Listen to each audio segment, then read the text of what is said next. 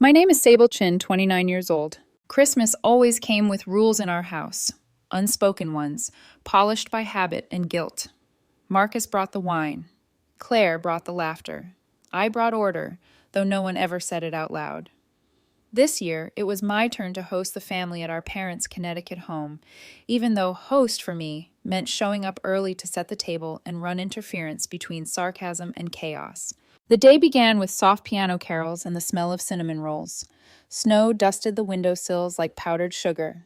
I should have known it was going to end badly. 3 weeks earlier, Marcus had stopped by my apartment with his usual grin, the one that made everyone forgive him before he even asked. "Hey, Sable," he'd said, leaning against my kitchen counter, all charm and cologne. "Mind if I borrow your laptop for a sec? Need to pull some family photos from our last trip for Mom's slideshow." It sounded harmless. Of course it did. Marcus could make borrowing sound like a favor to you. I hesitated, just long enough for him to notice. "You can use it," I'd said finally, scribbling my password on a sticky note. "Photos folder only." He'd laughed. "What else would I want? Your thrilling spreadsheets?" I didn't answer, because spreadsheets, my spreadsheets, had built my life. Back then, I was what my family teasingly called a government data clerk. The truth was more complicated. A securities analyst at the Treasury Department, handling sensitive bond portfolios and high-value accounts. But no matter how many times I explained, their eyes glazed over. My job didn't come with flashy stories, just quiet precision. Marcus, on the other hand, had flair. Supposedly, he ran a consulting firm that landed multi-million-dollar contracts. I never saw paperwork, but I saw the suits, the watch, the leased car that matched his swagger. So when he smiled that day, I smiled back, pretending not to notice the exhaustion behind his charm or the tremor in his hand as he scrolled through my files. Now, 3 weeks later, the house glowed with Christmas lights. The tree blinked gold. Mom fussed over the roast. Dad opened a bottle of Cabernet with the same ceremony he used for every family gathering. Everything looked perfect, on the surface. Dinner began with laughter, clinking silverware, small talk about weather and work. Marcus dominated the room, as usual. "Business has been crazy this quarter," he announced, swirling his wine. "High net worth clients, you know how it is." Dad nodded approvingly. "That's what success looks like." Then Marcus turned to me. "And you, Sable, still at your little desk job, filing government forms?" I smiled, unbothered. "Still there." He chuckled. "At least it's stable, right?" Stable. That word, in our family, meant boring. Mom cut in quickly. Now, Sable's job has benefits. That's important." Marcus grinned, pretending to toast me to stability. The laughter that followed was familiar, the sound of dismissal. I focused on my plate, letting the moment slide off. Years in federal work had taught me composure, the art of looking calm even when something inside you bristles. But then Marcus set down his glass and stood. "Actually, I've got an announcement," he said, his grin widening. The room hushed, as it always did when he spoke. He thrived on attention, and tonight he had an audience primed to adore him. "Our dear Sable," he began, "has been bragging for years about her investments, right?" I froze mid-bite. "Well," Marcus continued, "I decided to help her out. She had this little portfolio she thought was impressive, so I sold it last week." A ripple of laughter. My fork paused above my plate. "Guess what it was worth?" Marcus asked, clearly savoring every second. Dad leaned forward, interested. Claire giggled. $12,000, Marcus declared triumphantly. 12,000. That's what she's been bragging about all this time. I moved the cash into my business account. Don't worry, I'll invest it properly for her. Laughter again, louder, crueler. Jennifer, his wife, tried to hide her smirk behind her glass. Todd, my brother-in-law, shook his head in mock sympathy. Even Mom sighed. "Oh, Sable, honey, we told you, those government jobs don't build real wealth." Dad chuckled. "Marcus probably spends that on one client dinner." "Exactly," Marcus said, raising his glass. "That's what real business looks like." I placed my fork down gently. "Marcus," I said softly, "how exactly did you access my portfolio?" He rolled his eyes. "Your laptop password, genius. Took me 10 minutes. My hand stayed steady, but my heartbeat slowed in that dangerous way it does right before impact. "And you sold everything?" "Liquidated," he said proudly. "It's safe in my account now. I'll double it in a year. You can thank me next Christmas." Aunt Helen laughed from the end of the table. "Maybe you should let Marcus handle your money from now on." "Good idea," Jennifer added sweetly. "He clearly knows what he's doing." "Right," Claire chimed in. Not everyone's cut out for finance, Sable. Their words blurred together, an orchestra of smug certainty. When did you make the sale? I asked, still calm. Last Tuesday, Marcus said, sipping his wine. Why? Worried about your precious 12 grand? I didn't answer. I just glanced at my phone on the table where 3 unread emails glowed, each from the Treasury Department. The subject lines began with, Unauthorized Access Alert. I unlocked the screen under the table, my fingers moving on instinct. The first message opened. Unauthorized liquidation detected on Series 1 Securities account, TSD 447AA29. Federal investigation initiated. Please confirm all transactions immediately. My stomach didn't drop. It steadied. Another ping. An incoming call. The number. Washington, D.C., Treasury, OIG. I excused myself, setting my napkin down with careful precision. I need to take this. Probably work, Marcus teased. They don't let government drones rest, do they? The laughter followed me out of the room. In the quiet of Dad's study, I answered, This is Sable Chin.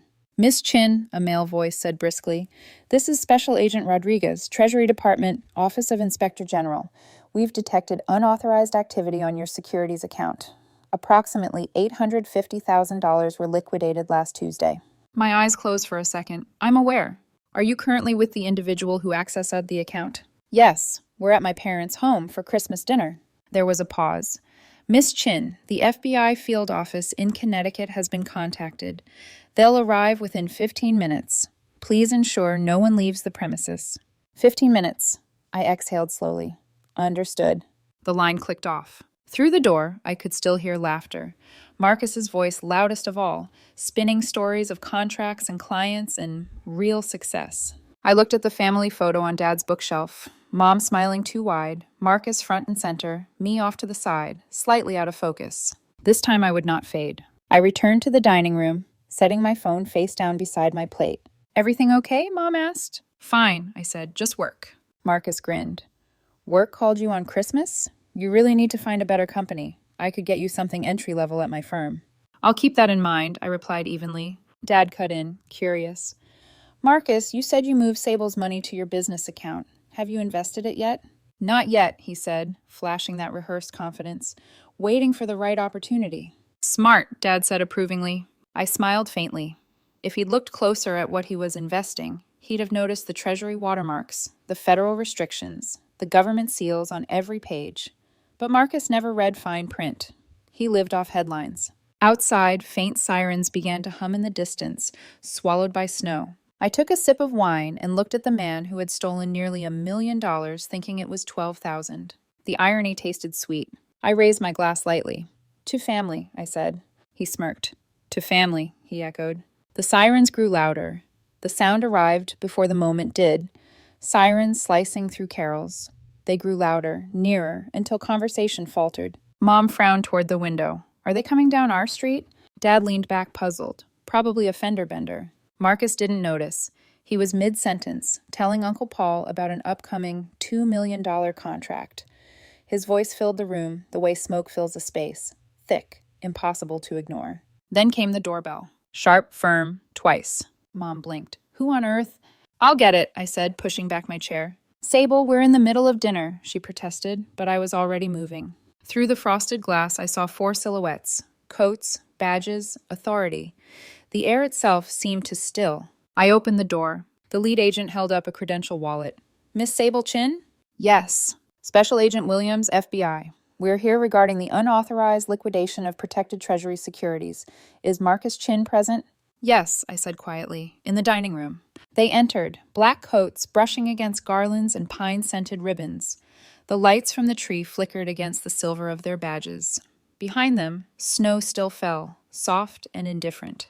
The laughter inside died instantly. Marcus half rose from his chair, confusion spreading across his face.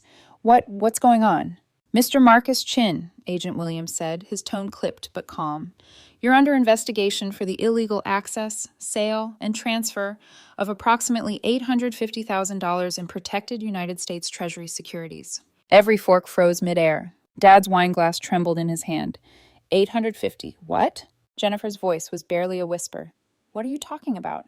Marcus laughed, but it came out shaky. This must be a mistake. She's my sister. We share files. It's a family thing. Did you access her investment accounts without explicit authorization? The agent asked. Marcus hesitated.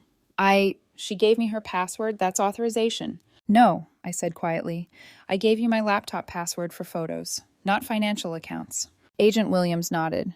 Mr. Chin, please stand up. Marcus's chair scraped across the hardwood. Wait a second, you can't just... This is insane. Mom's eyes darted between us. Sable, what are they saying? What did you tell them? I didn't tell them anything, I said. The Treasury Department flagged the transaction automatically. Automatically? Dad repeated, voice cracking. The system detects unauthorized activity in government securities, I explained, steady, clinical.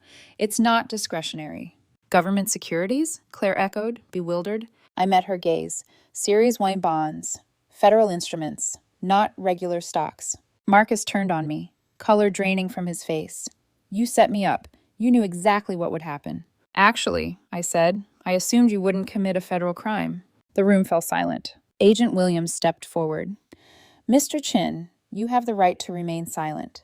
Anything you say can and will be used against you in a court of law. Jennifer gasped. Wait, are you arresting him? Yes, ma'am, Williams said. Unauthorized access and liquidation of protected securities are federal offenses under Title 18. Marcus's voice cracked. This is ridiculous. I thought it was $12,000. Dad's eyes widened. You said $12,000. Marcus turned to him, pleading. That's what I thought. I didn't know. Jennifer's hand trembled as she reached for him. Marcus, just tell them it's a misunderstanding. It's not, I said. Each bond was worth between $500 and $1,500. I had around 700 of them, plus other Treasury assets. The total was roughly $850,000.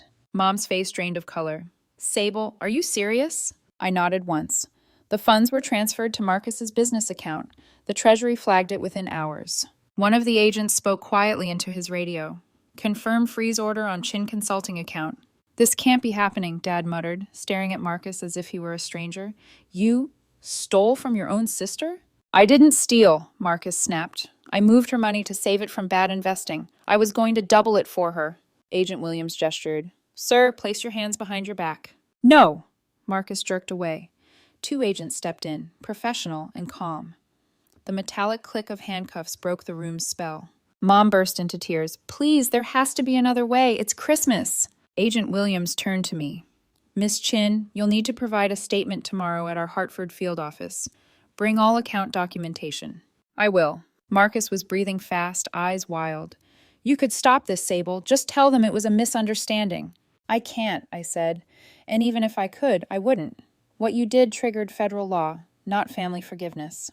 You don't get it, he shouted. They'll destroy me. You did that yourself. Jennifer's sobs grew louder. Please, please, she's your sister. We'll give the money back. It's not my decision, I said. The Treasury handles prosecution. It's already in motion. Agent Williams gave a polite nod. We'll return your property once evidence is processed. Thank you for your cooperation, Miss Chin. As they led Marcus toward the hallway, his voice followed like a cracked echo. You always thought you were better than me. You think this makes you right? I didn't answer. The front door opened. Cold air swept through the house as Marcus was escorted into the night.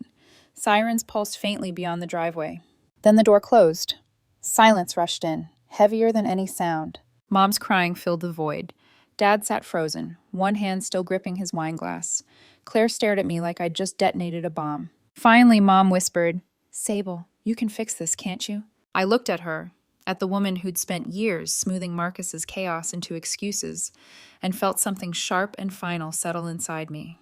No, I said softly, I can't. Claire's voice shook. But he's your brother. Yes, I said, and he just committed a federal crime. Dad set his glass down carefully. You mean to tell me this? This isn't just about money? It's about theft of government property, wire fraud, and unauthorized computer access, I said, the words falling like small hammers. It's about consequences. Mom's sobs turned frantic. He didn't know. He thought it was $12,000. Intent doesn't erase impact, I replied. The system doesn't care what he thought. Uncle Paul stood abruptly, face pale. I need air. He disappeared down the hall. The rest of them stayed seated, staring as if waiting for me to undo what had already begun. Finally, Dad whispered, $850,000. I nodded. 7 years of savings. Every bonus, every disciplined investment, gone in one click. God, he breathed. We thought you were just playing it safe. I was, I said. That's what safety looks like when no one's paying attention. The lights from the tree blinked faintly behind us, gold turning cold. Outside, the snow fell harder, erasing the tire tracks left by the FBI vehicles. Mom wiped her face with trembling hands. "He's still your brother, Sable." "Yes," I said quietly. "He was." And the house, once warm with noise and smell of roasted turkey, now felt like the aftermath of something holy and broken. The silence that followed Marcus's arrest wasn't peaceful. It was hollow, vibrating, alive with everything no one dared say. The front door had barely clicked shut when Mom whispered, almost to herself, "He'll never survive prison." Dad was staring into his untouched plate. 850,000, he repeated, as though if he said it enough times, the number might shrink. How does that even happen from a government job? I took a breath. Because it's not a clerk job, Dad. I'm a securities analyst for the Treasury Department. I manage government-backed bond portfolios. I analyze risk structures, transaction irregularities, and financial crimes. That's literally my job. No one spoke. Claire finally asked, "Then how did Marcus even get into your accounts?" I looked at her. He had my laptop password. He found my brokerage login saved in the browser. That was all he needed. Todd frowned. But wouldn't there be warnings or firewalls or something? There were, I said. He ignored them. The platform even displayed federal restriction notices on every page. He clicked continue twice. Dad rubbed his temples. "You're saying he saw warnings and still did it?" "Yes. He thought it was just money sitting in some dusty account. He didn't read the fine print. He never reads the fine print." Mom's voice cracked. "You could talk to someone, couldn't you? At your job? Ask them to go easy on him?" "I can't," I said. "And even if I could, I wouldn't. The Treasury Department doesn't make exceptions for family." "You'd really let your own brother go to prison?" she cried. "He put himself there," I said, my tone steady, because if it wasn't steady, I'd break. The fireplace popped, scattering sparks across the grate. No one moved to feed the flame. Dad finally looked up. "You always did things by the book, didn't you? Even when it came to family." "Maybe if everyone else had," I said quietly, "we wouldn't be here." Claire swallowed hard. "You could have warned him. When the system flagged the transaction, you must have gotten the alert before tonight." My pulse slowed. I did. They all stared at me. "I got an email Tuesday night," I continued. "I saw the liquidation notice. I also saw the transfer destination, Marcus's account. I knew immediately what would happen next. The Treasury's Inspector General would be alerted. The FBI would be notified. It's an automated escalation protocol. There's nothing I could have done to stop it without committing obstruction." Dad's eyes narrowed. "So you just waited? You didn't even try to call him?" "No," I said, "because he didn't just take my money. He committed a federal offense. If I'd warned him, I'd have risked my career and my integrity to protect the same man who's been stealing from all of us for years." Mom gasped. "Stealing?" "He's been taking small withdrawals from your joint savings accounts. You never noticed because he kept them under the reporting threshold. The same pattern I saw in tonight's reports." Claire's face drained of color. "Are you saying he's been stealing from Mom and Dad too?" "Yes." The words hit the room like a physical blow. For years, they'd worshipped Marcus, the golden son, the entrepreneur, the man who made things happen. Now, every story, every brag, every charm-soaked apology began to unravel. "He told us he was covering business expenses," Dad muttered, disbelief heavy in his voice. "He was covering debt," I said. "His company's been insolvent for nearly 2 years. He owed over $200,000 before this." Todd was scrolling on his phone again. "Federal wire fraud," he murmured, reading. "That's up to 20 years. Mom shook her head fiercely. "He didn't mean harm. He thought he was helping you." I looked at her. "Mom, do you hear yourself? He accessed my accounts, sold everything I'd built, and transferred it into his business account. That's not helping. That's theft." Tears slipped down her cheeks. "He's still your brother." I exhaled slowly. "Yes, and I'm still your daughter. The one you all laughed at an hour ago because you thought I only had $12,000 to my name." No one met my eyes. Claire's voice was soft. "We didn't know." "Would it have mattered?" I asked. "If it had really been 12,000, would you have cared any more that he stole it?" The question hung there, ugly and real. No one answered. The Christmas lights blinked faintly, casting the room in alternating warmth and chill. Dad broke the silence. "What happens next?" "The FBI will process his statement," I said. "The U.S. Attorney's Office will file charges. He'll be arraigned in federal court, probably Monday morning." "Arraigned?" Mom repeated weakly. "You mean trial?" "Eventually, yes, but first they'll hold a hearing to decide bail. Can't you tell them he didn't know what he was doing? Intent doesn't erase a felony, Mom. Her voice trembled. You sound so cold. I sound factual, I said. That's how I survive when emotion doesn't work. The phone on the table buzzed. A new message from Agent Rodriguez. Treasury OIG confirmed. Federal Field Team completed seizure of Chin Consulting accounts. Please bring all login data and transaction records to Hartford office tomorrow at 9 a.m. Dad leaned over my shoulder as I read. His face went gray. They froze his accounts? Yes. And this can't be undone? No, I said. The system doesn't unring bells. He sank back into his chair, defeated. You have no idea what this will do to the family name. I think the family name did that to itself, I replied. He glared at me, voice low and trembling. You were always so righteous, Sable. So sure you were the smart one. Well, congratulations. You've proven your point. It wasn't anger that flared in me then. It was grief. Old, familiar, exhausted. I stood. You all built Marcus into a myth because it was easier than facing the truth. You called me boring, dull, unambitious. And you laughed when he stole from me in front of you. Maybe that's why he thought he could get away with it, because none of you ever told him no. The words hung like smoke in the air, impossible to clear. Mom pressed her palms together, trembling. Please, she whispered. Please, just make this stop. I shook my head. It's out of my hands now. Claire's voice cracked. But you work for them. I work with numbers, I said, not forgiveness. The room dimmed as the fire died. No one moved to relight it. The snow outside muffled the world into stillness. I reached for my coat, draped over the chair. I have to go, I said. I need to prepare for tomorrow's statement. Mom's sob caught in her throat.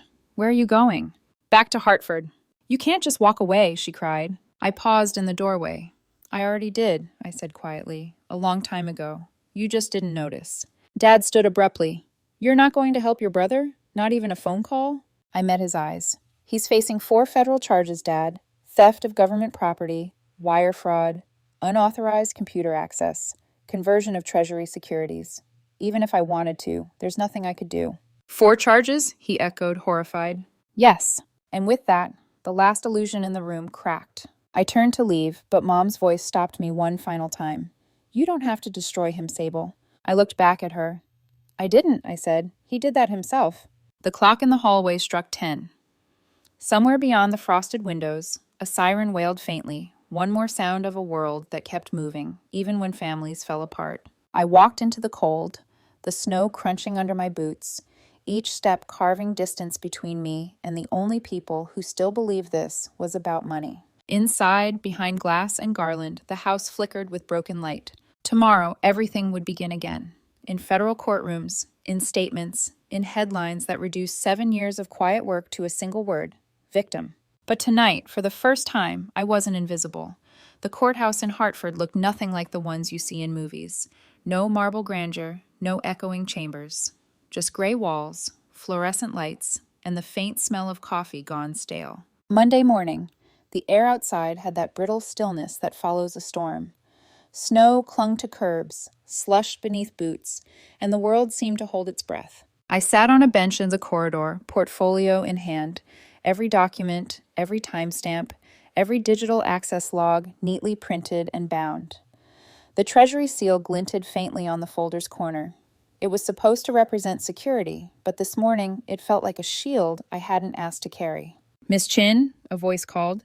I looked up. Agent Rodriguez stood there in a dark suit, his tone professional but kind. They're about to start arraignment. I nodded, following him down the hall toward courtroom B.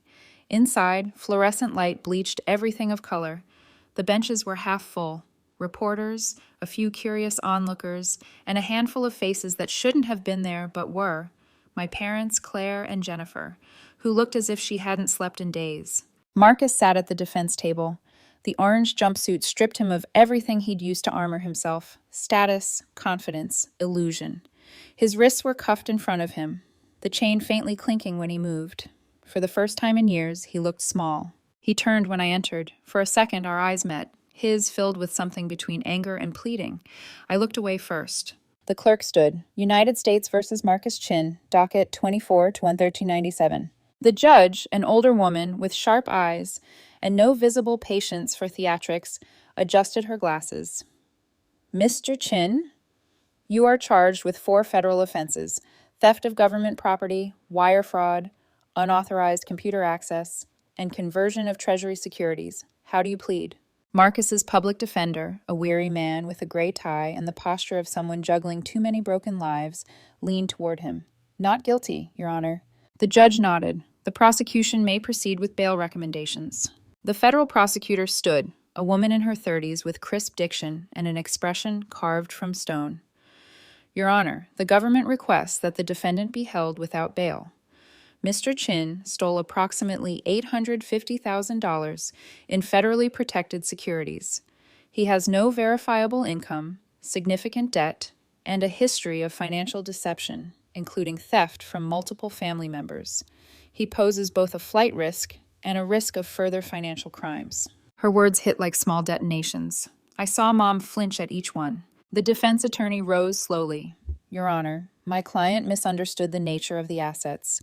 He believed he was helping his sister manage her funds. This is a family dispute, not a federal conspiracy. The prosecutor's tone sharpened. Mr. Chin didn't misunderstand when he transferred the funds to his personal business account, nor did he misunderstand when he attempted to liquidate the assets under his own tax ID. These actions show clear intent. The judge listened without expression. When the defense tried again, he's a father of two, Your Honor, with community ties, the prosecutor countered calmly. The government has already frozen all accounts under his name, seized digital evidence, and confirmed multiple unauthorized withdrawals from his parents' savings. Community ties did not stop him before. The courtroom felt colder. Finally, the judge spoke. Given the magnitude of the theft and risk of continued offense, bail is denied. Jennifer made a sound, half sob, half breath, and buried her face in her hands. Marcus turned toward her. Jenny, please, he whispered hoarsely. She didn't look up. The gavel fell once, sharp as a fracture. As the guards prepared to escort him out, Marcus's eyes darted back to me. Sable, say something, he hissed. You know I didn't mean... I know what you did, I said quietly. He froze. Agent Rodriguez placed a hand on my shoulder, guiding me out as the room emptied. You handled that well, he murmured. I handled it like a professional, I replied. That's what I'm trained to do. But the truth? It didn't feel professional. It felt personal in every bone. Outside the courtroom, my parents waited. Mom's makeup was smudged, Dad's tie askew. They looked smaller, too, like the scaffolding that had propped up our family mythology was finally collapsing. Mom's voice trembled. They said no bail. Does that mean... It means he'll stay in custody until trial or plea, I said. Can't you talk to someone? I can't, I said again. Mom, I'm not a prosecutor. I'm a witness. Dad's jaw tightened. Witness or not, you're still his sister. I met his gaze. And he's still the man who stole from me. From all of you. He said nothing. Jennifer approached, her eyes red. Sable, she said softly. They're talking about 7 to 10 years if he's convicted. Please, can you at least tell them he's not dangerous? He isn't dangerous, I said. Just reckless. But that doesn't erase the crime. She swallowed hard. What am I supposed to tell the kids? The truth, I said, that their father made choices, and choices have consequences. Her lip trembled. I can't. They're too young. Then tell them he's away for a while, I said gently, and that he loves them. She nodded, tears spilling over. You're not as cold as they say. I never was, I said. I just learned not to confuse silence with weakness. I gave her a small envelope. These are resources, legal aid, counseling for families of the incarcerated, and a financial advisor who can help you sort your accounts. You don't have to do it alone. She stared at it like it weighed more than paper. Thank you, she whispered, voice breaking. That night, back in my apartment, the city hummed outside my window. Indifferent, alive. I poured myself a glass of water, not wine this time.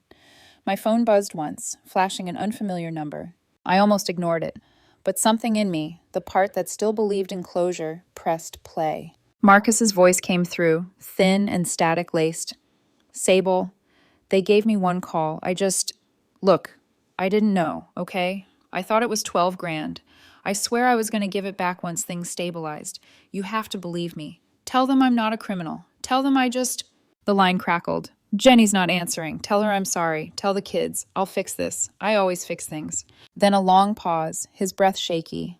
Please, Sable, you're all I've got left. The message ended. I sat there for a long time, phone in hand, the city lights glimmering through the window. For years, I'd wanted him to say sorry. Now that he had, It sounded like a confession whispered too late to matter. My finger hovered over delete. I didn't press it. Not yet. Instead, I set the phone face down and opened my portfolio again, flipping through the printed pages. Access logs, timestamps, evidence. Proof that the system worked. Proof that my silence wasn't cruelty, it was consequence. Outside, snow began to fall again, soft and relentless. Somewhere, a siren wailed into the distance. And for the first time, it didn't sound like an ending. It sounded like order. Spring came quietly to Hartford that year. The city thawed from winter's chokehold, snow melting into gutters, the air heavy with the smell of rain and rust. I walked to work past the same courthouse where Marcus had stood in cuffs 3 months earlier, the same concrete walls that now carried his fate. By then, the case had already made its way through the system. The U.S. Attorney's Office moved quickly. Federal crimes rarely stall when paper trails are that clean. Every email, every transaction, every login was timestamped and verified. Marcus's defense had nothing left to contest but intent, and even that fell apart under the weight of evidence. He took a plea deal in March. 7 years in federal prison, full restitution of the stolen funds, including what he'd siphoned from our parents' accounts. 5 years of supervised release after that. The alternative would have been 15 years if convicted at trial. When I heard the final sentence, I didn't feel victory, just relief that the storm had finally burned itself out. The restitution process unfolded like clockwork. The Treasury's recovery unit froze, seized, and reallocated the stolen assets. Within 2 weeks, every cent of my portfolio was restored, with interest. The system had done what it was designed to do, protect the disciplined from the reckless. But it couldn't restore what had been broken between us. Mom called every day at first. Her voice was soft, frayed at the edges, like she was permanently on the verge of tears. "He's losing weight," she said once. "He doesn't eat the food there." Another day. "He says the lights never go off. He can't sleep." I listened. I didn't comfort. Then came her quieter question, the one she tried to disguise beneath small talk. "Do you think you could ask someone to shorten his time?" "No," I told her. "Even if I could, I wouldn't. That's not how justice works." She sighed through the line. "Justice doesn't feel like mercy." "It isn't supposed to," I said. After that, she called less. Dad, on the other hand, didn't call at all. When I finally saw him again, months later at a family cookout Claire insisted on hosting, he acted as if nothing had happened. He handed me a beer, asked about my job, commented on the rising cost of real estate. He didn't mention Marcus. He didn't mention the courtroom. And he didn't apologize. But every few minutes, his eyes flicked toward me, measuring something he'd never seen before. Respect, maybe, or regret. Claire hovered on the periphery, offering small talk wrapped in guilt. "You know," she said quietly as she helped me carry dishes inside, "I think I always knew something was off with Marcus. The way he talked about money, it never matched up." "Then why didn't you say anything?" I asked. "Because it's easier to believe in the story everyone else believes," she admitted. "He made us feel like we were part of something big. And you," she hesitated, "you made us feel small." I thought about that for a long moment. I never wanted to make anyone feel small, Claire. I just wanted to stop apologizing for being steady. She nodded, eyes glossy. "Maybe we all needed this to see who we really were." "Maybe," I said. The weeks passed, turning into months. I rebuilt my portfolio piece by piece, just as before, patient, methodical, unglamorous. Every paycheck, every transfer, every bond purchase was logged and reviewed twice. I didn't need to chase redemption. I just needed to return to rhythm. By the time Marcus had served 6 months, my accounts had surpassed their previous balance. I told no one. Jennifer filed for divorce while he was still awaiting sentencing. She moved back to her parents' house with the kids, her name removed from every business document Marcus had ever created. I sent her a short message, resources, legal aid numbers, links to counseling for children of incarcerated parents. She never replied, but I noticed later she'd clicked the links. That was enough. Every so often, a letter arrived from the correctional facility. The handwriting was uneven, the tone somewhere between apology and self-justification. "Sable, I'm sorry. I didn't mean to ruin everything. I just wanted to prove I could do something right. I really thought I could double your money. I swear I was going to give it back." He always wrote that line. I was going to give it back. As if intention could rewrite reality. I never wrote back. Instead, I kept working, saving, living. My apartment became simpler. Less noise, less decoration. I filled my shelves with plants instead of photos. The only picture I kept was the one from that long ago Christmas, the night everything cracked. In the photo, Marcus stood in the center of the frame, smiling. I was off to the side, blurred, mid-laugh. It used to bother me. Now it didn't. Some people are born to take center stage. Others learn that the real power is in the quiet corners, where the truth waits, patient and steady. The day he was transferred to a lower security facility, I received an email from the restitution officer. Final confirmation. All funds restored. The balance even higher than before. I closed the message and looked out my window at the city, washed clean by rain. It wasn't triumph I felt, it was peace. A year later, when I visited Mom for her birthday, she mentioned him. He's been doing accounting work in there, she said softly. They let him handle the commissary records. He says it reminds him of you. I smiled faintly. Then maybe he's learning something real this time. She reached across the table, took my hand. He wrote you another letter. Do you want it?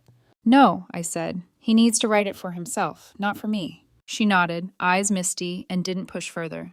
That night, after everyone went to bed, I stood by the window of my childhood room, the same view of pine trees, the same distant hum of cars on the highway. The stars were faint but present. The air smelled like thawing earth. I thought about Marcus, not the criminal, but the boy he'd been, the one who used to convince me to trade Halloween candy, always promising he'd make it fair later. The boy who grew into a man, still trying to borrow success instead of build it. Maybe prison wouldn't fix him, but it would stop the cycle, for him, for all of us. I whispered a quiet prayer, not for forgiveness, but for clarity. For both of us to see ourselves truthfully, finally. When I returned to Hartford the next day, I opened my latest Treasury statement. The numbers were steady, unremarkable, strong. My name printed cleanly at the top. I smiled, not because of the money, but because it represented something he never understood. Discipline, patience, integrity. Real wealth wasn't built from shortcuts.